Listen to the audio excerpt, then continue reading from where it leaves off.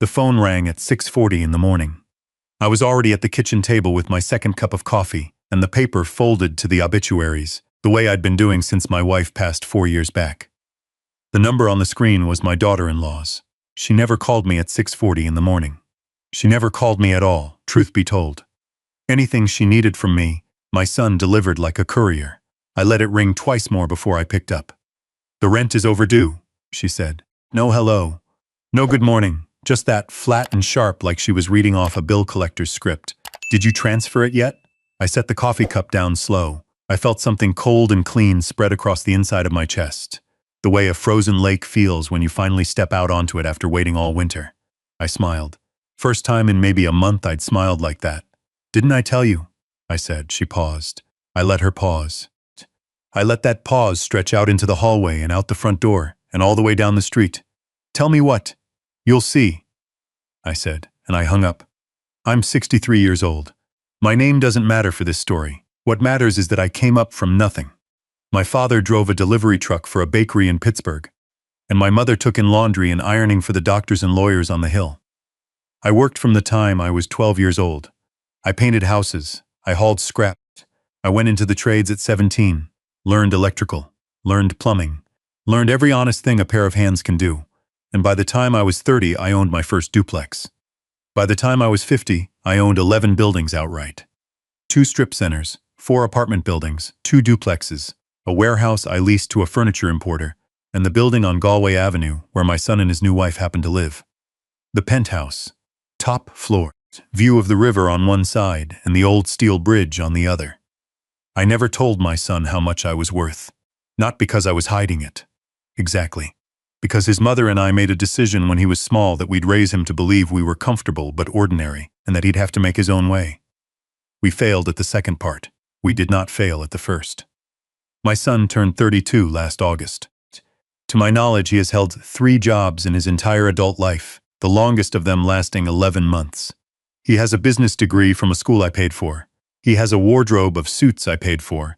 He has a car I paid for, and a watch I paid for, and a girlfriend turned fiancée turned wife I had also, it turns out, been paying for, though I didn't fully understand that until the morning of the phone call.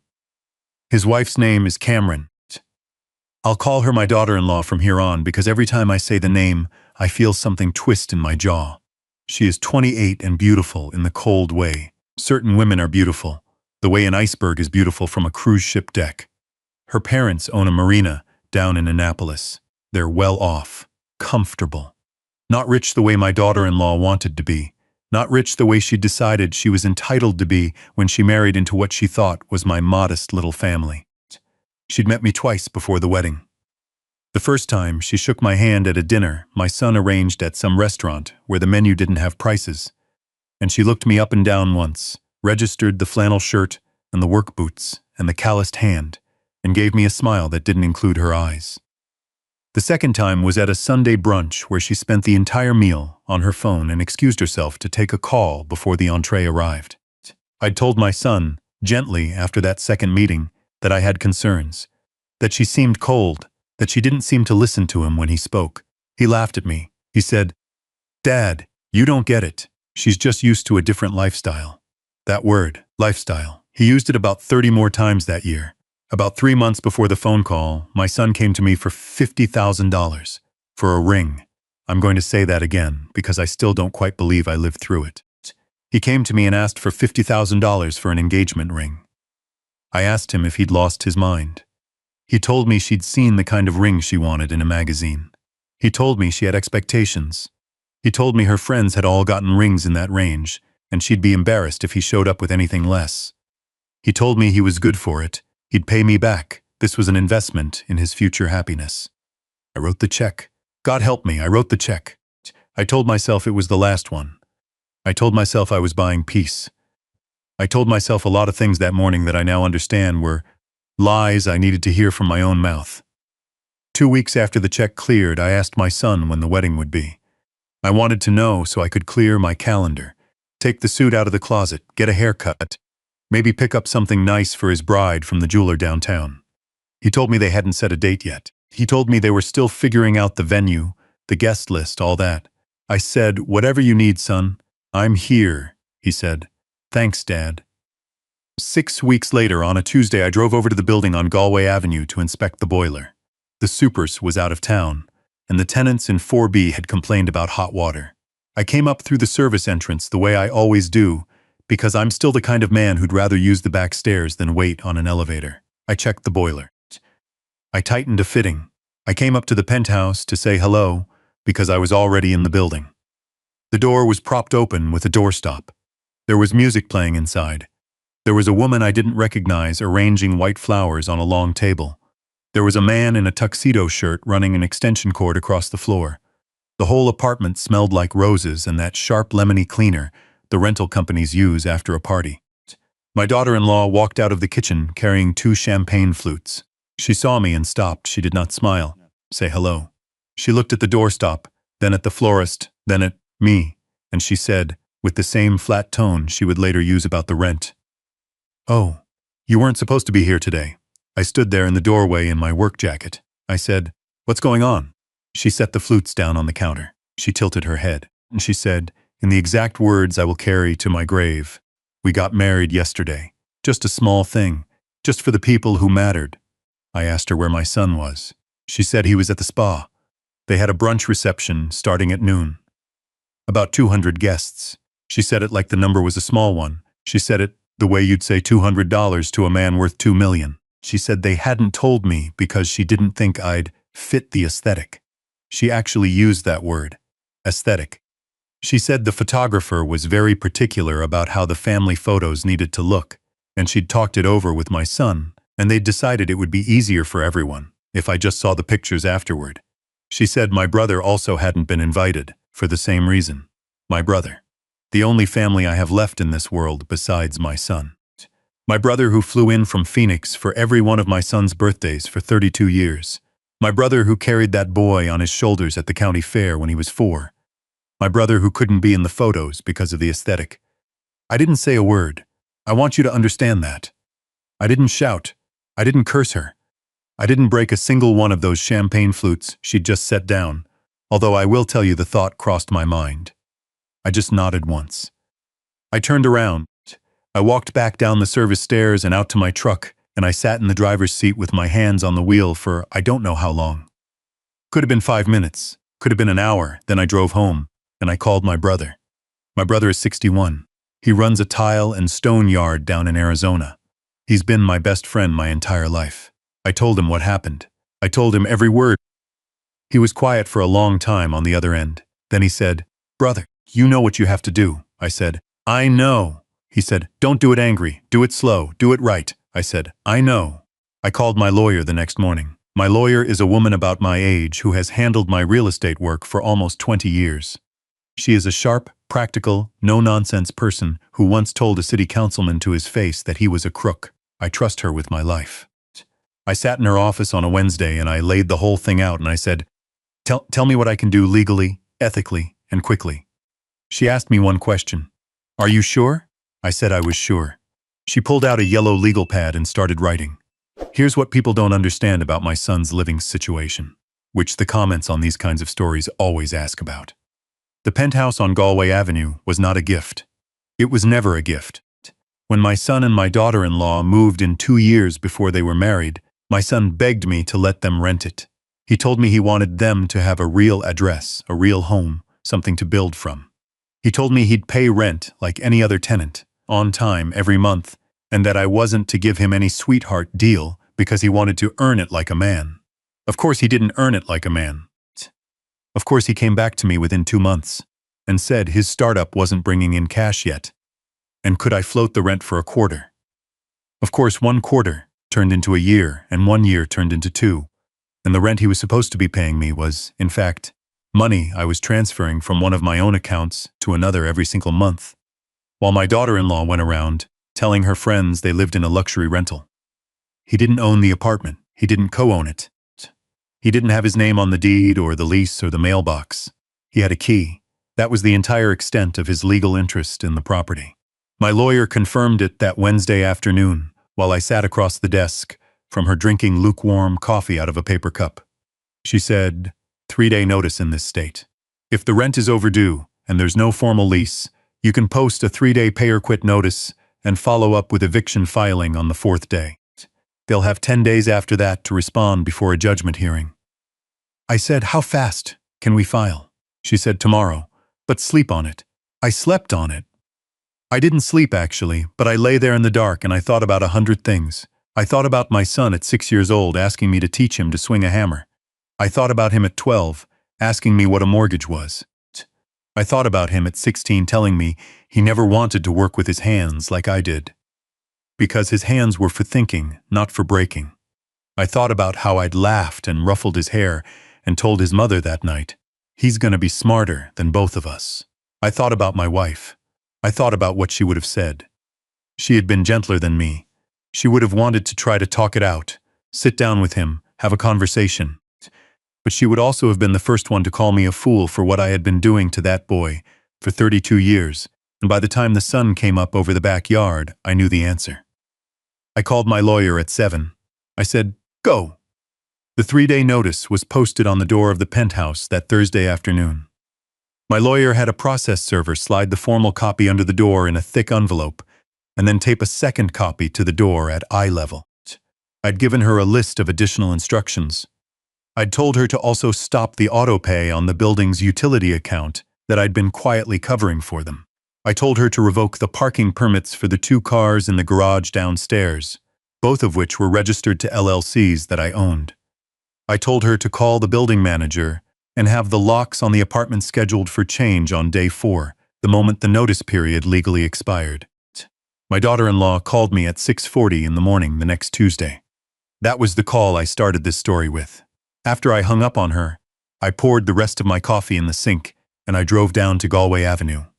I parked across the street where I could see the front entrance.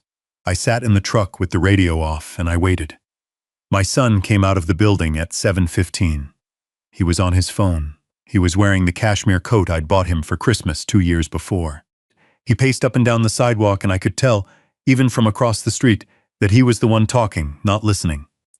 He stopped a couple of times and ran his hand through his hair the way he did when he was a boy and he'd broken something. My phone rang. It was him. I almost didn't pick up. I almost let it go. Dad, he said when I answered. Dad, what is this thing on our door? What thing? This eviction notice. It says we have 3 days. Dad, what the hell is going on? Did the property management company screw up or something? You need to call them. You need to call them right now. I let him hear me breathing. I let him hear the truck engine ticking as it cooled. I said, there's no property management company, son. He laughed, a short, confused laugh. What are you talking about? I said, I own the building. The line went quiet. I said, I have owned that building for 19 years. I bought it in 2005 when the previous owner went bankrupt, and I picked it up at auction. Your mother and I almost lived in the penthouse ourselves for a while, but she didn't want to leave the house. So I rented it out for 15 years. Then you came to me and asked if you could move in and pay rent, and I said yes. And you have not paid me a single dollar of that rent in 2 years, and I have been covering it out of my own pocket, and the joke is on me, son. The joke has been on me for a long time. He said, Dad, wait. I said, I asked you when the wedding was. I asked you a month ago. You looked me in the eye and you told me you hadn't picked a date. He said, Dad, that was her, that was Cameron. She wanted to. I said, you're a grown man. You made a choice. You and your wife made the choice together. And now you can both deal with the consequences together, which is the closest thing to adulthood the two of you have ever experienced. He started to talk fast. He started to explain. He said it was a misunderstanding. He said his wife was stressed. He said the wedding had been a small, spontaneous thing. He said he'd been planning to tell me. I said, son, I want you to listen to me. The locks will be changed on Friday at noon. If you and your wife are not out of the apartment by Thursday at 11:59 p.m., you will be removed by the sheriff. Everything that belongs to you, you may take. Anything that belonged to your mother or to me, you may not. My lawyer will be in the lobby at noon Friday with an inventory. Don't make her wait. He said, Dad, please. I said, I love you. I have always loved you. I will always love you. But I am not going to be your wallet anymore. Goodbye, son. I hung up. I sat in the truck. My hands were shaking. I'm not going to pretend they weren't. I sat in that truck across from the building I'd bought when my son was 13 years old, the building I'd been planning for most of his life, to leave to him when I died, and I cried. I cried like an old man cries, which is quiet and ugly and full of years. Then I started the engine and I drove home. The next 48 hours were a circus. My son called 11 times. My daughter-in-law called 9. They left voicemails. They sent texts. The texts went from begging to apologizing to threatening to begging again in a span of about 6 hours. My daughter-in-law's mother called me from Annapolis and tried to play peacemaker. I was polite to her. I told her I had nothing against her or her family, but that my son and her daughter had made their bed, and I was no longer in the business of laundering the sheets. She got quiet and said she understood. She actually said, "Frankly, I've been worried about her for a while." That surprised me. We talked for almost an hour. She said her daughter had been raised right, but had been changing since college. She said she hadn't been invited to half the planning conversations for the wedding either. She said the wedding had been a private affair of about 200 people, most of whom were my daughter-in-law's social media contacts. I asked her if she had paid for the wedding. She laughed, tired, sad laugh. "No," she said. "Cameron told us it was being covered. She told us your son's family was handling the venue and the catering." I sat down on my porch step. I said, "Ma'am, I want you to know I didn't pay a single dollar for that wedding. I wasn't invited. I didn't know it had happened until I walked in on the brunch reception by accident." There was a very long pause on her end. Then she said, "Oh my God. We agreed to talk again. I think she's going to be useful to me. Not in a scheming way, in a we are both the parents of fools way." On Thursday at 4 p.m., my son and my daughter-in-law moved out of the penthouse. They hired a moving company. I watched it happen from a coffee shop across the street, sipping a cup of black coffee, because I am 63 years old and I have earned the right to watch. My daughter-in-law came out first. She was wearing sunglasses even though it was overcast. She was on the phone the entire time. She did not lift a single box. My son carried most of them himself, with one mover, in the rain that started up around 5. He looked old. He looked like a man who'd just realized something about himself that he couldn't unrealize. At 7 that evening, I got a text from my son. It said, "I'm sorry, Dad. I'm so sorry." I didn't respond. On Friday at noon, my lawyer met me in the lobby. We went up together. The apartment was empty except for the things they had not been allowed to take. The dining table that had been my mother's, the credenza in the hall that I'd built in my own workshop, the wedding china that had been my wife's. There was a half-empty bottle of champagne on the kitchen island. There was a single white flower on the floor, crushed. My lawyer walked through with her clipboard. She made notes. She said, "Are you all right?" I said, "I will be." She said, "What are you going to do with it now?" I said, "I'm going to sell it." She raised an eyebrow. I said, "I'm going to sell the whole building. I don't want to be the landlord of the place where my son betrayed me. I'm going to take the proceeds and I'm going to put them in a trust for my brother's 2 grandkids who actually call me on my birthday." She nodded slowly. She said, "That's a hell of a thing." I said, "Yeah, well, so was the wedding I wasn't invited to." The building sold in 11 days. A developer out of Cleveland paid me cash for the entire property because he wanted the corner lot for a mixed-use project he was already planning down the block. The number doesn't matter. The number was enough. It was always going to be enough. I called my brother the night the wire hit. I told him what I'd done. He cried. He told me his grandkids would never forget this. I told him I knew. My son tried to reach out a few times after the move. He left long voicemails. He said he was working as an assistant manager at a sporting goods store, which was the first job he'd held in 9 months. He said his wife had moved back in with her parents in Annapolis and they were taking some time. He said he'd been seeing a therapist. He said he understood now what I had been trying to tell him for years. He asked if we could have coffee. I waited a month. Then I called him back. We met at a diner halfway between us. He looked thin. He looked tired. He looked like a person and not a costume, for the first time since college maybe. I let him talk. I let him say everything he needed to say. I didn't interrupt. I didn't soften it. When he was done, I told him I loved him. I told him I forgave him. I told him that forgiveness was not the same thing as restoration and that we were going to rebuild a relationship from scratch, slowly, on a foundation of him being a man and not a son who needed things. I told him I would not be paying for anything else in his life. Not his rent, not his car, not his dental work, not his next wedding, if there ever was one. He said he understood. He said he didn't expect any of it. I told him I was proud of him for taking the job at the sporting goods store. He laughed and said it was the worst job he'd ever had, and also the only one that had ever felt real. I told him that was the most adult sentence he'd ever spoken in my presence. We finished our coffee. He paid the check. That was important to me. He paid the check. In the parking lot, before I got in my truck, he hugged me. He hadn't hugged me in maybe 10 years. He held on for a long time. He said, "Dad, I'm sorry. About Mom's china. About the wedding. About all of it." I said, "I know, son." I drove home. The sun was setting over the Allegheny. I could see the old steel bridge in the distance. I could see on the horizon the corner of Galway Avenue where my building used to be, the one with the penthouse where I had finally learned that respect is a thing you teach by example, or you do not teach at all.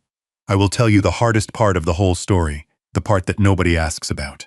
The hardest part wasn't the eviction. The hardest part wasn't the wedding I missed.